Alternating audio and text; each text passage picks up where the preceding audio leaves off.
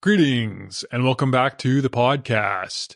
This episode, we are joined by Miss Hilary Foulkes, Chair of Enerplus Corporation, Senior Advisor at Tudor Pickering Holt & Company, and Independent Director for Pinecliff Energy and Let's Talk Science. Previously, Ms. Foulkes was an Independent Director for Modern Resources, Vice President and COO at PennWest Exploration, and Managing Director at Scotia Waterous. Ms. Foulkes earned a Bachelor of Science degree with honors in Earth Science from the University of Waterloo and is a professional geologist. Among other things, we sat down to discuss earning a seat at the table, packing up and heading west as a young geologist, and the value of patience in business. Enjoy. This podcast episode is sponsored by Connate Water Solutions. Do you need cost-effective water sourcing options to supply your next drilling or completions program? Connate Water Solutions is a specialized hydrogeology company focused on water well drilling, testing, and water management services in Western Canada and Texas. Contact info@connatewater.com or check out connatewater.com for more details. This podcast is sponsored by headracingcanada.com. In partnership with four-time Olympian Manny Osborne-Parody, headracingcanada.com is offering European factory performance ski gear from its online storefront by passing brick-and-mortar savings on to customers. Check out headracingcanada.com for more info on the 2024 collection and get your high-performance ski gear for the upcoming season.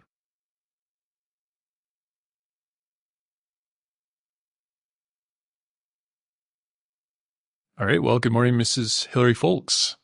Thank you very much for doing this. Thank you. Thanks for having me. I really appreciate your time. I know it's valuable, but the audience will really appreciate your insights. So thank you. Well, I'm probably not as busy as you, so it's a pleasure to be here. Thank you. It's also refreshing to have a female leader on the podcast. The last one was number 89 with Danielle Smith before she became the Premier of Alberta. So it's great. My goodness, I'm humbled. It's good for your career, maybe. For the listener, you are the chair of Enerplus Corporation. Correct. Also a partner at Tudor Pickering and Holt. Yeah, senior advisor. I get the senior role now. How would you describe yourself? I think you're a geologist by training. Well, and I think that being a geologist actually is probably a very foundational element to my career and personality. It's kind of synthesizing lots of different kinds of information and then making decisions on the basis of that. I think in this day and age, the sense of scale that we learn as geologists is important as well. When we talk about climate change, when we talk about changing behaviors and mechanisms in our daily lives, the size and scale of these things is very relevant to having, practiced as a geologist for many, many years and still having that as part of my core. Maybe a little bit about yourself before we move into business. How'd you get into energy? Well, I grew up in Quebec and I went to school in Ontario, and then I just kept moving west, worked in the mining industry based in Saskatoon for about 2 years. And then the oil and gas industry was booming in the early 80s. So I'm dating myself by putting that time frame in. And so it was a way of, not living in a tent anymore. Moving to Calgary was just a logical next step. Energy has always been part of my psyche. It's been part of my family. My dad was one of the early designers in the CANDU nuclear system. And so we grew up talking about energy around our dining room table. The oil and gas industry and the way it fueled the world just seemed like a logical step for someone with a geological interest. So that was the beginning. Which year did you arrive at Calgary? I came to Calgary in 1980. And to set the scene, that was a different time in Calgary than maybe the dynamic city that it is now. Yeah.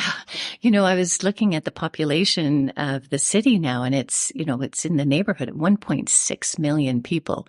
And I think it was, maybe 500,000 people, if that, when we moved to Calgary in 1980. There's areas of the city and that certainly weren't there at the time and were fields that we used to hike in when we moved out here, and no traffic lights on Crowchild Trail. And it was just a completely different environment. I think there were a couple of good restaurants. That was it. And somebody coming from Quebec, it was a bit of a shock that you couldn't get a drink unless you had a meal on a Sunday. So there were a lot of rules and regulations in the hospitality industry that, have gone by the wayside. But there was a lot of temperance, let's put it that way, back in the day. Did you get a sense there was lots of opportunity in Calgary out west? Absolutely. And that was the reason that I came to Calgary. Someone in and interested in the energy sector, it just seemed like it was the place to be. And there was a lot of immigration from different parts of the country into Calgary. I think there were a whole crew of people that, we all knew from university that were coming out here. Everybody was quite young, starting out their careers, starting their families. It was a great canvas to paint on. You came out as a geologist, but you're a female in the field. Not many females rise to the position of chair of a multi-billion-dollar organization. What do you think were the traits that led to your success, even in the beginning, coming out west and now rising to be in a position of leadership?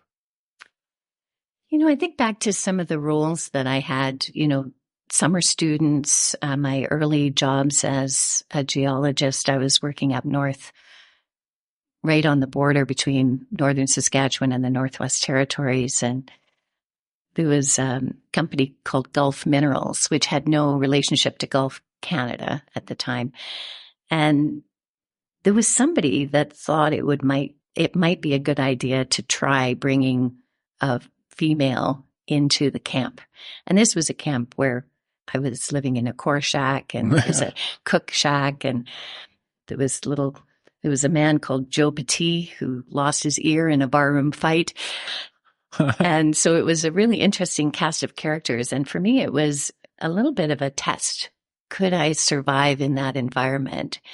And, I think at the end of the day, it was thrive. So I don't know what that was, whether it was adventure, curiosity, inherent interest in people, but there was something that was a bit of a turning point there. So when I came to Calgary in 1980 and was asked to go and work on well site, to actually learn what it was like to drill a well and to log a well and to understand the physical aspects of actually tapping into that resource, I was all over it.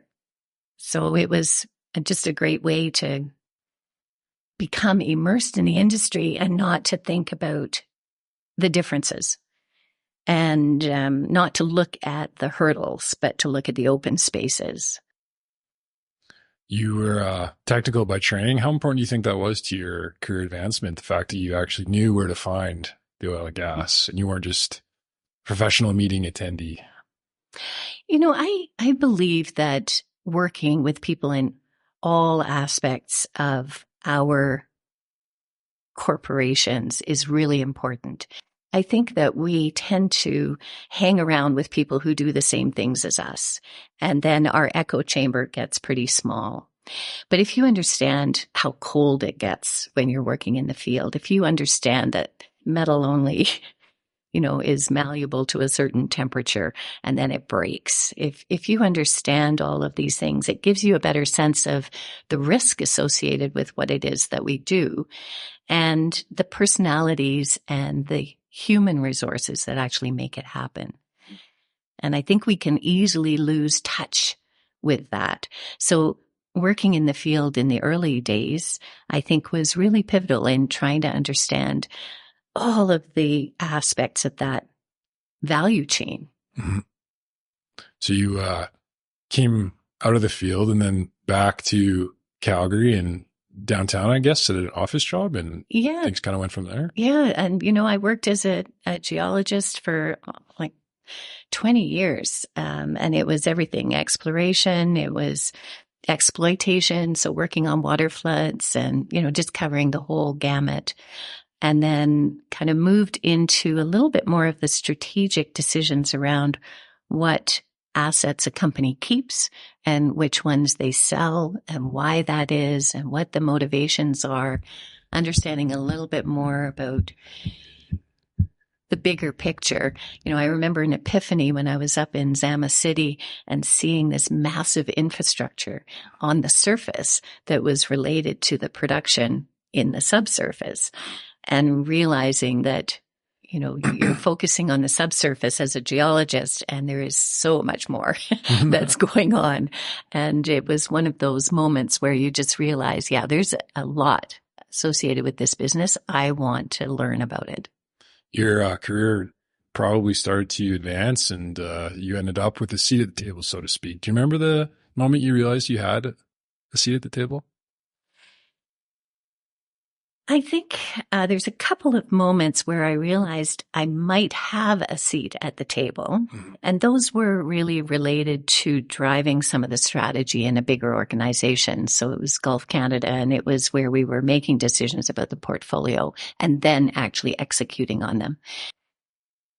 There were other moments that were quite different, and that was when I had moved into investment banking and realizing that you could talk to a CEO about a potential opportunity and provide really good support for what that was. So, how it would impact the organization. And then certainly PennWest was a moment where I realized, being a kind of a C-suite executive, you were impacting a lot of people. There were 2,500 employees in the company at the time. It was a big company. And, there's a lot of responsibility associated with that. But I think that was probably the moment where you think, yes, now I can't hide. There's work to be done. There's people's livelihoods that are, that you're partially responsible for. And there's certainly that exposure to shareholders. That was probably the biggest kind of recognition of that. Did you get philosophical about it? Did you think about it from the perspective that you were a female leader at the time, or was it kind of just day by day and you were working? Yeah, I would say for the most part, it was day by day. Where it became really relevant and quite shocking at times were when women came up to me and would say, I never thought I would see someone in this position. That was a shock for me. And it made me sad that it was, it was the 2000s, and we were in a situation where this was still a unique situation. And I just thought, it's a lot of responsibility, but it's also, it's time. And if it opens the doors, there's an expression, if you can't see it, you can't be it. And so we understand that with, racialized people as well, right? Like that this is something where if you can't see yourself in those roles with some kind of, I hate to use the word role model, but someone that has carved a path, then it's very hard to imagine yourself there. And I had those moments when I was very young. I have a copy of Maclean's magazine, and I think it's from, the early 80s. And there's 10 of the most, kind of powerful women in Canada. And I kept it because there was no one in that magazine that I could relate to. And I just thought, times have to change. And I think they are. At the end of the day, the objective in business is to make money, and to have a seat at the table is to create value and maybe think of things differently in order to drive the business forward. From your perspective, how did you think about that? What was the biggest value drivers for you? Was it just finding good quality reservoir and creating value for shareholders? How did you think about it? I believe that culture actually drives all of that. So people really understanding how they contribute to the company, how their role fits into the bigger picture, feeling confident in what it is that they do. And through that, you get efficiencies and execution. Capital allocation is a huge part of that. Not over contributing or under contributing. So understanding, to your point, understanding reservoir and understanding what the deliverability of that is. But there's so much more to that. You know, the commodity cycle, you've got the headwinds and tailwinds of the capital markets. And so it's really, there's not one thing. And I think that's maybe the geologist in me. Geology is chemistry, biology, it's physics, it's math, it's everything. And, you know, I think creating shareholder value is a lot of elements all coming together and, you know, kind of everybody kind of marching to the same drum. Seems like the best companies kind of balance the capital allocation with finding good rock. Yeah. Do you ever find that nowadays, as we move into the capital allocation phase and that the aspect of just finding good rock, the oil hunters, so to speak, is lost? Or do you think it's underappreciated nowadays? Or as a geologist, how do you think about that? Yeah, it's interesting. You know, in the days of, you know, I mean, I was around at the advent of 3D seismic, which you were looking for bright spots. Yeah. And then we got into the shale revolution. And for some companies, that manufacturing of a shale play became a little bit more of a mantra, but I would say that the companies that were really successful still recognized that it's not a homogeneous reservoir that you're dealing with. And they would still do the appropriate amount of analysis and geology on the reservoir to know how to best exploit it. We've seen over the years upspacing. Right. So for a long time, everything was downspacing. And now we've seen the term upspacing and, you know, parent-child relationships. And all of these things are related to the quality of the rock that you're dealing with. So you can't escape that. Seems like some of the best companies like Tourmaline, Mr. Micro is the geologist led. Yeah. So it's that organic growth that's the real value driver at times. Absolutely. Yeah. What did it mean to you to have a seat at the table? I feel as if bringing some of this synthesis of lots of different pieces of information, it's funny, I always have these geological images that come into my mind. So I think about plate tectonics. If one part moves, you know, there's an impact on another. And so I feel like those skills have been, and being able to apply them and to actually have people adopt them has been part of that journey of having a seat at the table. I think the ability to influence is something that we all look for. The ability to communicate and to really listen to different perspectives and then bring it all together for some kind of cohesive action where you've got not just collaboration, but you've got consensus. I think picking apart ideas to make sure that we're not missing something, not thinking that we're the smartest person in the room, making sure that we're listening to people with different experiences and lived experiences as well as professional ones, taking all of that into account. You know, that to me is having a seat at the table when you can synthesize all of that and then you can make an idea known and adopted. Making good decisions.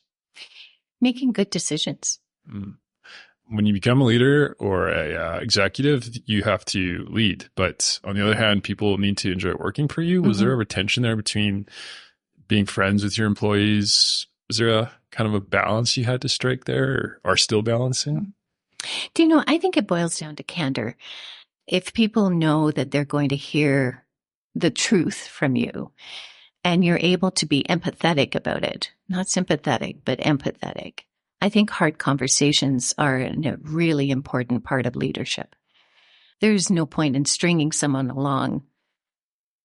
I think once people recover from the sting, they actually can learn and appreciate feedback that, you know, isn't always rosy. So that's a big part of leadership, and just people understanding that you're doing it with integrity, I think changes that relationship a little bit. It's one where people can learn and grow as you do as a leader.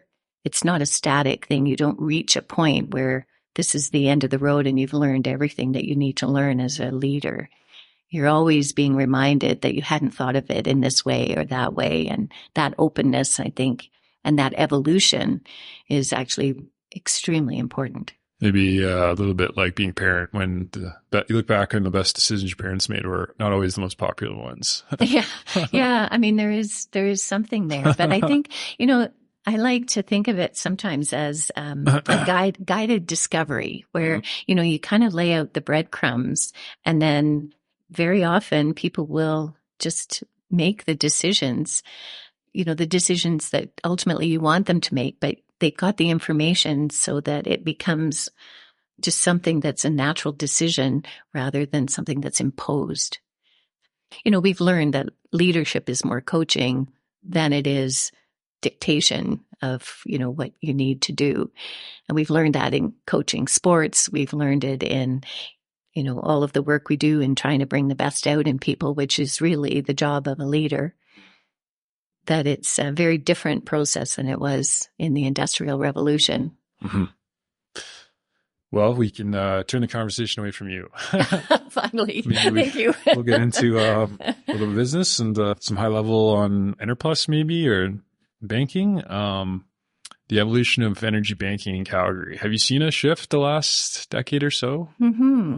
Well, you know, certainly. I mean, if you think back to the time of the royalty trusts and where there were proliferation of public junior oil and gas companies, the reason that this was such a heavily banked city was that there was a lot of work to do.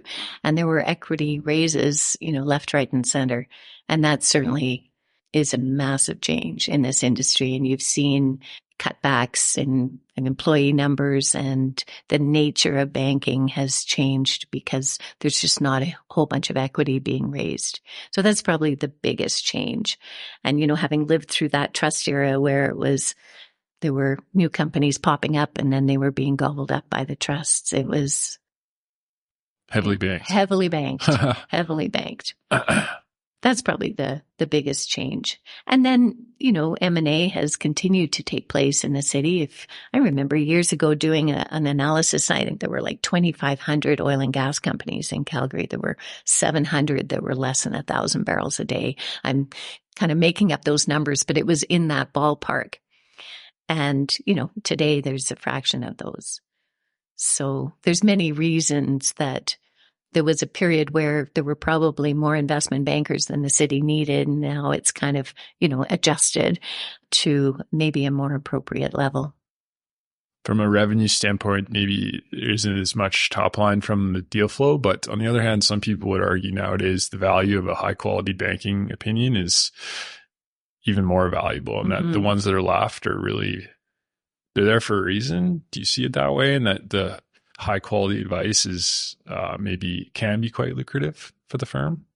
Well, I think it can be lucrative, but I tend to think of it from the client's perspective. And I think that's an important way to think about it. When you're a service provider, you really have to be thinking about it from your client's perspective.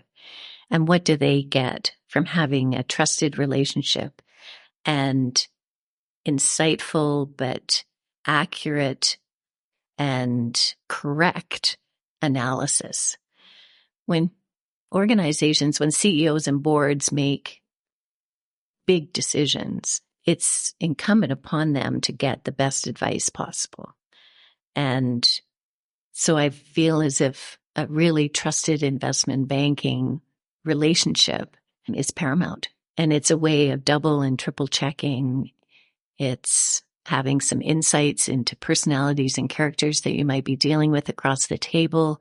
There's so much that, and I experienced that as a client. So when I was at PennWest, I worked with an investment banker who introduced me to a partner that I would never have found without that investment banker.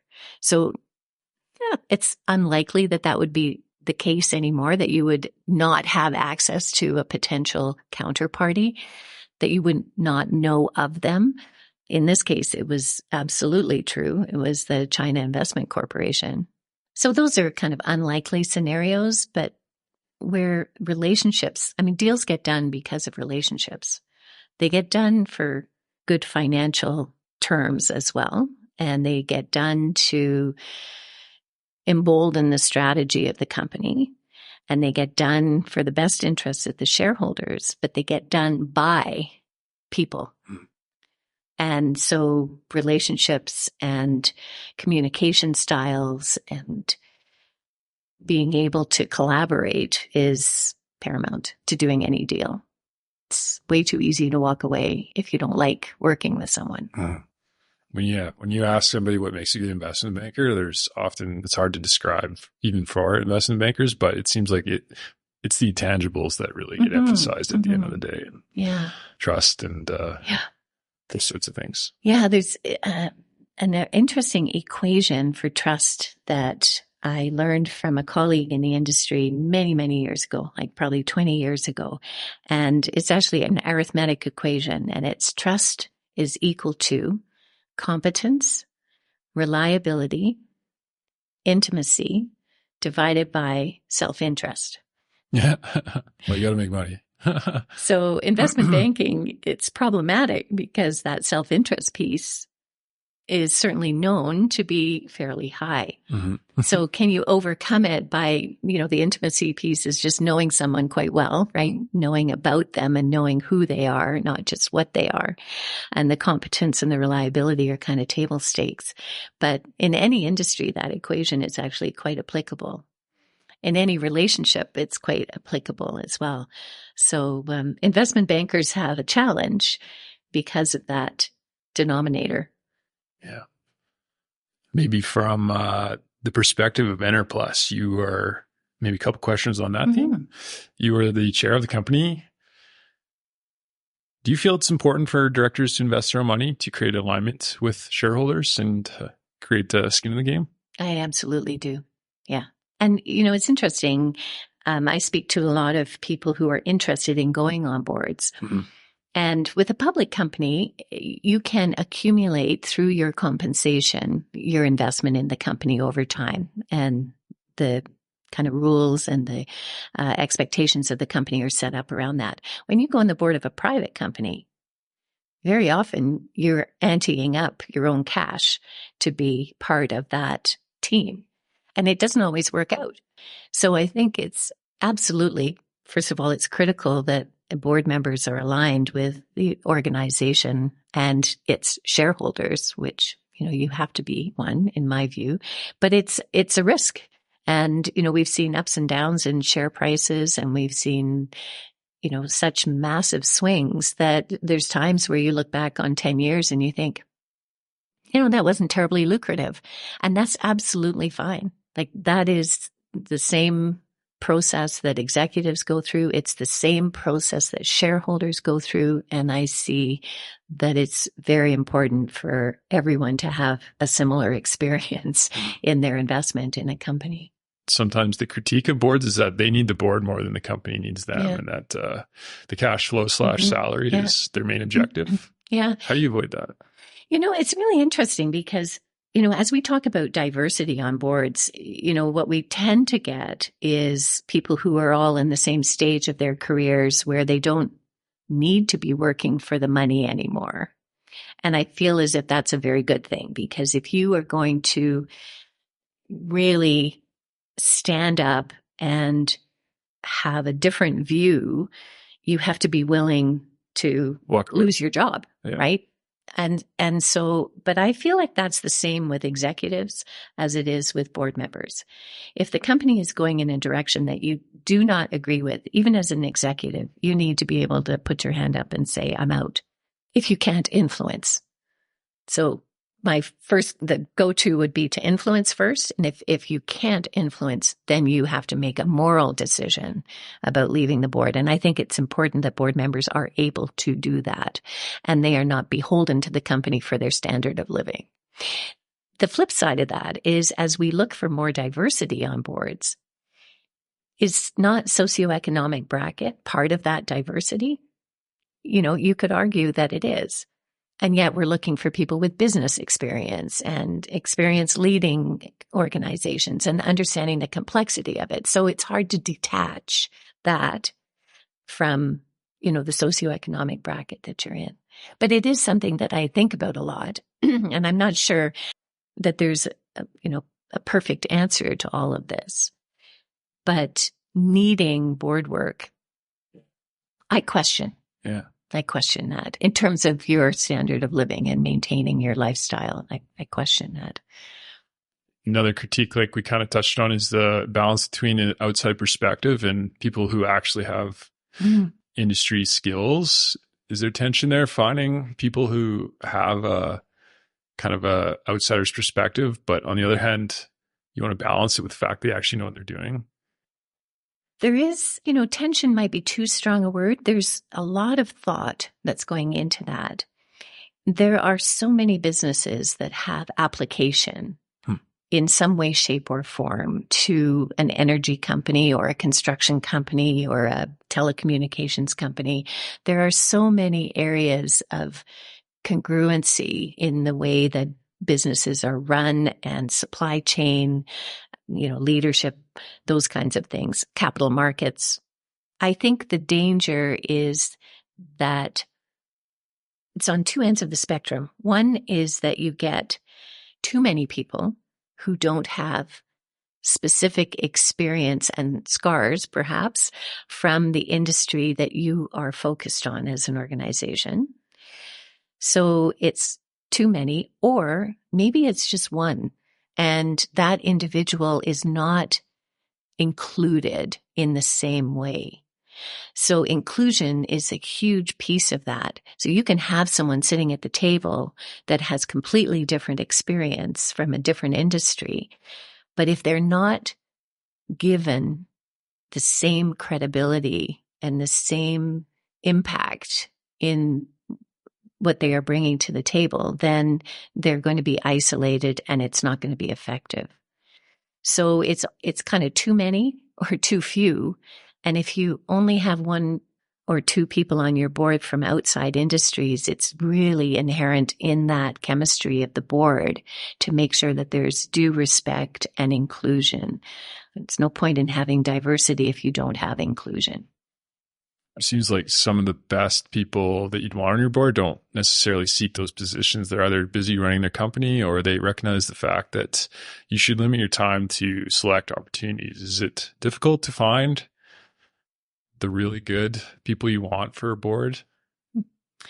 I think it would depend on the board. So I think, our experience at Enerplus has been extremely positive. We've had no issue attracting very competent and diverse groups of people. In fact, I was looking back on our, kind of diversity component, and, we've been 50% women on our board for some time now. And in fact, at one point we were 57% women, independent directors. So that diversity and quality, we've not had people turn us down, when we've approached individuals to join the board. It depends a lot on the culture and it depends on what you're looking for. I think when we start to broaden that diversity quotient, finding people with industry experience, it gets a little bit more difficult, certainly. But there's an evolution that's taking place there as well. So I think the culture of the organization, I think, drives people's interest in boards. There's people who want to go on boards where companies are in trouble. Like there's individuals who have that hallmark of going on boards when the companies are in trouble. There's people who will shy away from that.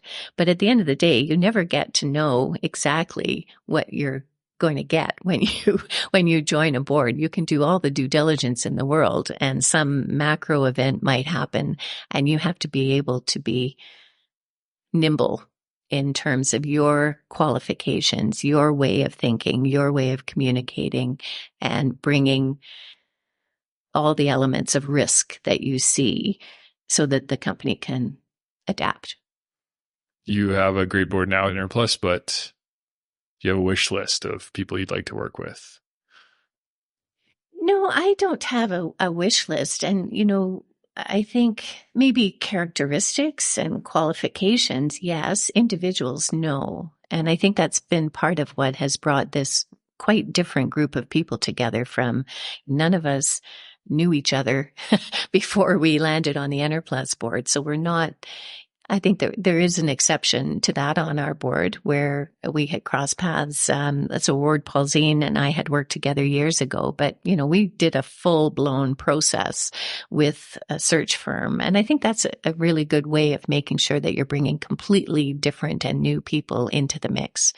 I think where we get into trouble, and historically this city has been bad for it, is we're tapping our friends on the shoulder and, our echo chamber is pretty small when we do that. So we've certainly avoided that for the most part at Enerplus. I know you can't talk about strategy too much with Enerplus, but one of the main jobs of the chair is strategy. Where do you see Enerplus going? Mr. Ian Dundas did this podcast and he outlined it for the company, but it sounds like capital is mobile and North America is your oyster. Absolutely. And good rock is a big part of that. The deals that we did back during the pandemic really set us up for the next 5 years. There's no urgency for inventory. There's a great capital allocation process. Capital is tracked and, it's a tight group of, everything from the finance into the execution, into kind of the capital market strategy. Everything is very well aligned. And I would say practiced. I mean, we've been doing this for a number of years now. Ian has been driving a very tight ship for quite a long time. I think the culture is a huge part of that. So this culture of accountability, of being able to have candid conversations with people about performance, about recognizing that everybody is different and they have different personal situations and needs. We've been able to adapt to that.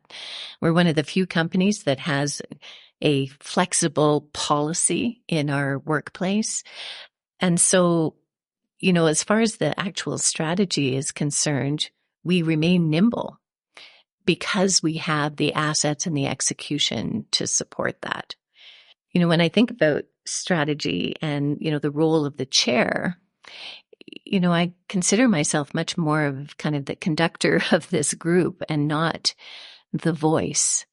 And I feel like that's a very important part of my approach to being the chair of the company, is ensuring that everybody has a voice around that strategy. And it's also management's job to, bring strategic choices to us, and then we will debate and discuss and confirm. It's not our role to create the strategy. It's to ensure that we've looked at all of the possible risks associated with it and what those off-ramps and what those kind of pressure safety valves are as we start to execute on the strategy. Some of the bigger companies are growing through M&A, maybe in the last 6 months, last year. Mm-hmm. The question is, I guess, not so much where the basins of interests are, but how do you get into those basins for value? How do you think about that? Mm-hmm. Do you wait for a catalyst to enter a basin or an opportunity, or do you have a checklist you kind of approach it as, or how do you think about that? Mm-hmm. So there's a really active team at Enerplus that is always looking at, first of all, what deals are kind of out there publicly, but also assessing the quality of that potential inventory. There are basins that we are certainly more interested in than others. And it, again, boils down to the quality of the rock.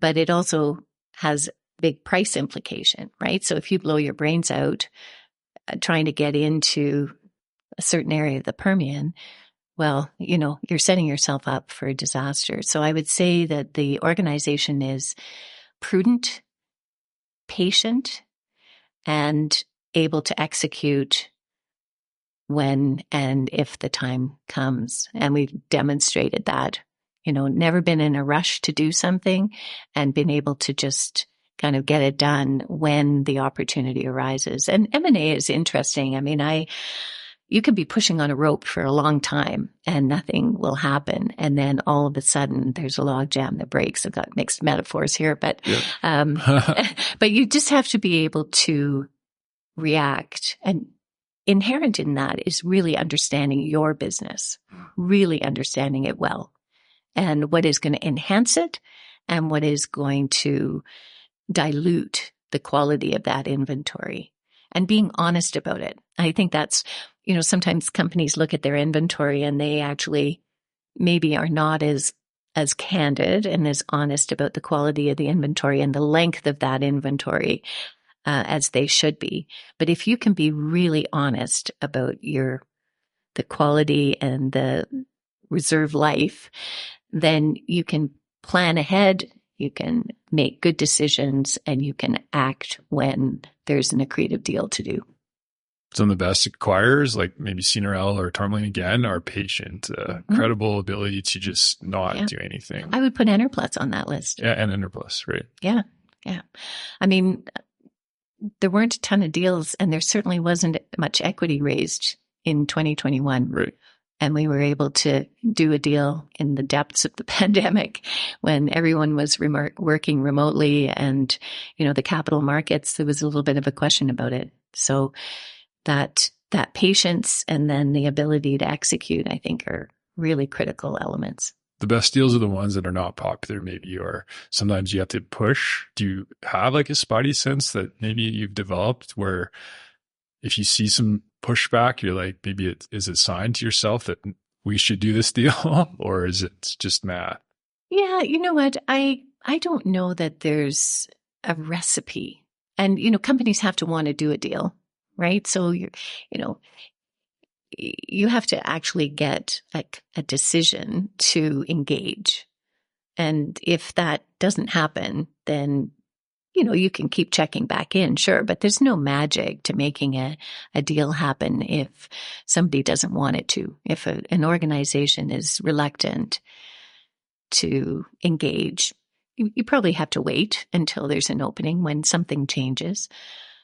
I mean, people always say, well, if you want to do a deal and the company doesn't want to do it, the way to actually be a catalyst for that is to pay too much money. Well, who wants to? That would be a very bad decision. So I think you just have to be extremely selective about when you engage and when you don't. The problem is humans are social and that it's easy to buy high and sell low. Mm-hmm. So to avoid that, how do you keep your thinking independent? Is it just something you've developed through the years, or is it, again, just math? Do you think of it that way? Oh, yeah. Like when you think about, doing transactions at the high end of the market. That's what you don't. That's when you don't want to be executing. Where you want to be executing is during a pandemic when the oil and gas industry is, at a very different stage, but you're setting yourself up for the future. So you have to pay attention to those cycles. I mean, it's hard to do transactions at the bottom of a market. It's hard to do transactions at the top of a market. Have you gotten better at recognizing the signs? Well, I think as an organization, I think Enerplus is very good at recognizing those signs. This is the management team that drives this. It's the executives that are in the kind of evaluation group, and it's the entire board. It's a team that looks at these things. Do you see more M&A down the pipeline?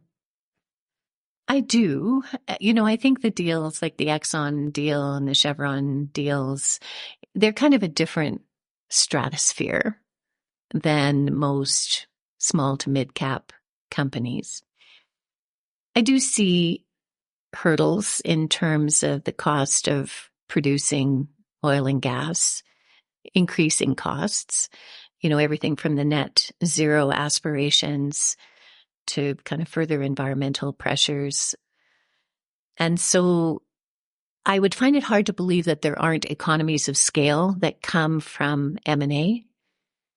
How many Montney producers is the appropriate number? Those kinds of questions have been around for a long, long time. I think we've seen a movement of, in the equity markets away from oil and gas over time. There's still lots of interested investors. So I'm not suggesting that's not there. But I think there's a recognition that our returns have to compete with other sectors and that we're not special. And so are there avenues for us to be more efficient and return more capital to shareholders as larger entities? I think that probably just intuitively makes sense. On the other hand, some people would say there are certain companies that maybe you're looking around too much and that you should pay your geologist more and focus on the property you do have. Do you ever think of it like that? That maybe who knows what you own already? You should focus on your own property. Mm-hmm. Yeah, I think for organizations to not know what they have would be unusual. Not know the scope and the scale of their potential development with those assets, that would be unusual. And we are dealing with a depleting asset base, just the nature of what it is we do. So companies always have to have an eye to replenishing their inventory. Some have a longer runway than others, but I don't think that ever goes away for a producing company. Oil sands is probably, there's probably less urgency around that kind of inventory, given that it's, decades of inventory. But for kind of more conventional producers, inventory is always in your sights. Over at 50 minutes. Anything else you want to cover? Done M&A, Enerplus, banking? Yeah. I think the only other thing that I think is on all of our minds is this energy transition. And, that's a kind of a topic unto itself. But listening to some of the outcomes of COP28 and the phasing out of fossil fuels, and then listening this morning to the Premier of the Northwest Territories saying, we do not see a path. We have fly-in, fly-out communities. We truck. We have diesel generators. And yes, we can do all sorts of supplements, but our population is so disparate. I just feel as if we're not on the same page in terms of what those possibilities are. And again, this comes down to scale, which is something, near and dear to a geologist's heart. And the scale of concrete production, the scale of fertilizer. I read recently that if we want to feed the world sustainably, we can feed 2 billion people. We're at 8 right now. So, fertilizer and transportation are huge parts of that puzzle. Steel production, like you think about building 1 million homes in the Greater Toronto area alone, 5 million across this country. And then having spent a little time, sitting in a waiting room in a hospital in the last little while, like the plastic. And again, we're building 5 million homes in this country. Like there just seems to be this disconnect between the reality and the time frame associated with innovation that is going to replace all of these things. And it saddens me that we're fighting over such a vital component of our lives, which is energy. So for another time, maybe, but if you were to suggest a maybe helpful solution to that problem in terms of the knowledge gap between what is required and what, I guess, the fear or the narrative of some sort of transition, what would you suggest? Is just better knowledge or educate people on the realities of energy consumption? Mm-hmm. I feel as if that's a part of it. I've been involved in a charitable organization that promotes science education in schools. So we provide resources so that teachers can be better science teachers. Hopefully kids stay engaged in science longer.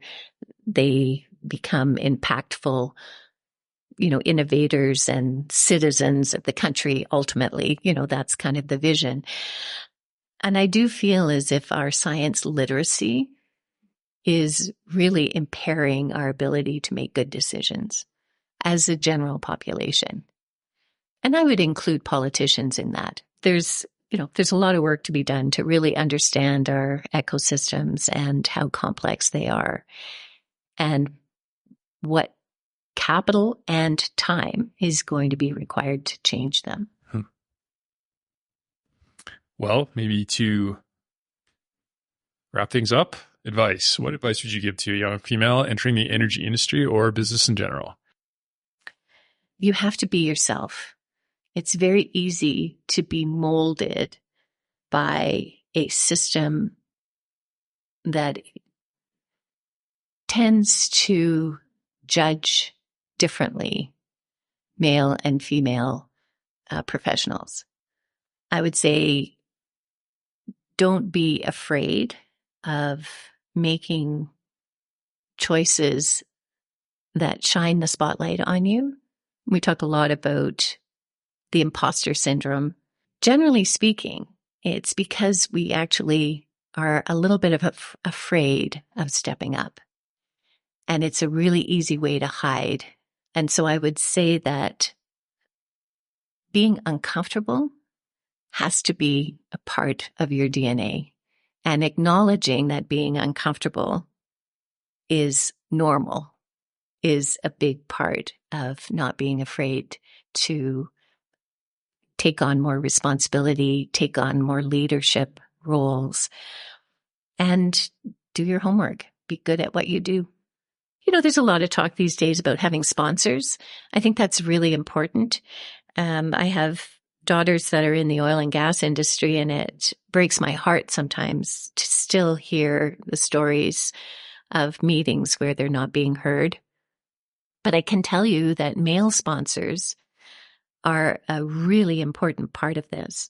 So to have someone say, on behalf of a female at the table, did you not hear so-and-so just say that?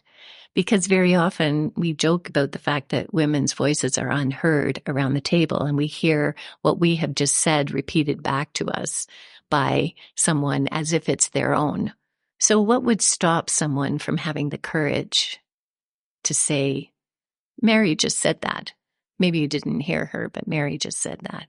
Like, that is really now what we need in organizations is male support and male sponsorship when those situations occur.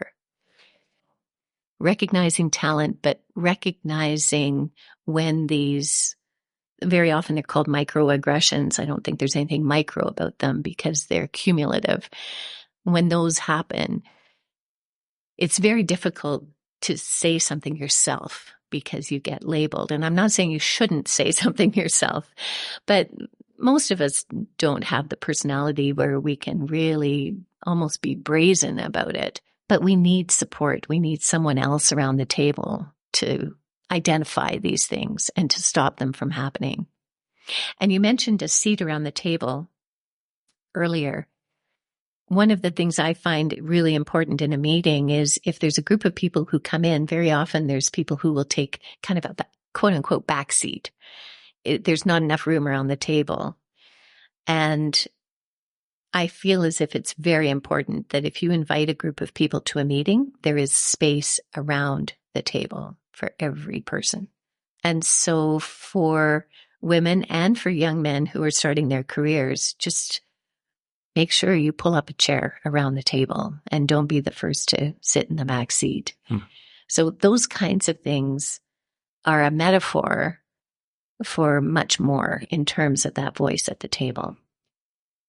This is a kind of tangent, but I've been reading Nassim Taleb a lot lately, and one of his themes is that society is universities, schools, they force the idea that you need to be employable, and that instead you should focus on what you can offer, what you can create and build, and perhaps lean into your skills, and that you can be an entrepreneur and build things. Do you think that might help the female leadership perspective to encourage the fact that you can be an entrepreneur and build your own company and that you don't have to go work for somebody? Do you ever think of it that way? Well, there's certainly a tremendous amount of momentum around female entrepreneurs. There's organizations that support, you know, we've got several in this city that support female entrepreneurs. I know, like, the Business Development Bank has been doing a lot of work on that front. I don't feel like that is kind of an either or situation, right? Like, if you have that entrepreneurial spirit, that's something that I think all women should have as an opportunity, as it does within an organization. As long as we're not forcing women into that independent role because we don't have organizations that are equitable. So absolutely, great path. I would be sad if it was something that people reverted to because there was an unfriendly culture in an organization that didn't give women the opportunity that they deserved. So I'm not suggesting that that is the case, but I'm just thinking, is that a possibility where we say to women, oh, well, this isn't working out, so go be an entrepreneur. There's a danger there, right? Where we are not being as inclusive in our businesses, and we figured that this is an easy off-ramp. Right. Well, that's an hour, so I think maybe it's a good place to end the formal conversation. Great. Well, it's really a pleasure meeting you, and I enjoyed our conversation. Thank you. I know you're busy, so we'll end it there. Thank you. That's it.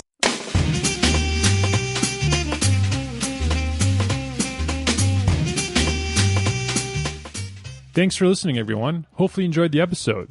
If you liked what you heard, check out rosebros.ca, where we will have upcoming shows. Until next time, happy coffee drinking.